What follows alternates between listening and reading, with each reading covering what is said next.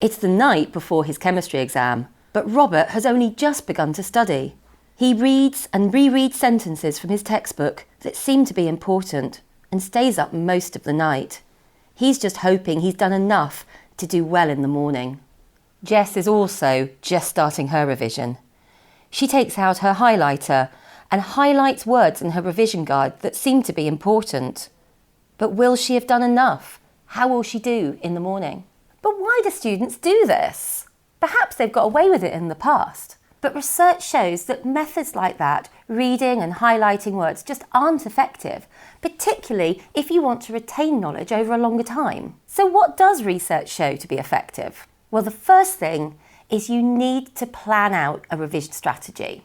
A really easy way of starting a revision timetable is to print off blank calendar pages from the internet. These are really easily accessible, and I've got some that I've just printed earlier. Then go to the month your exams start, probably May or June, and write in all the dates of your key exams. Then plan backwards. When are you going to do your revision for that subject? And you can start to distribute your learning over the previous few weeks or months. This distributed and interleaved revision has been proved to be particularly effective. So when you have your revision all planned out, then you have to get down to actually learning some stuff. And this is when things like mind maps and flashcards become really useful. So why not try and make some notes of some key ideas on some cards? Another really good way of testing yourself is not testing yourself, but somebody else. Use those flashcards and a friend and revise together. There are lots of great resources you can use for this. Your revision guide and textbook if you've got one.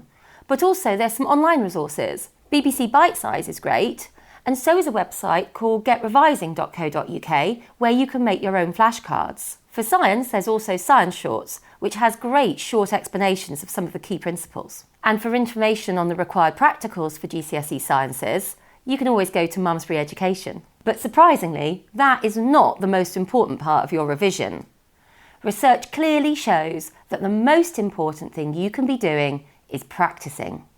Practicing remembering the key points again and again until you know them. I like to imagine your memory a bit like a forest.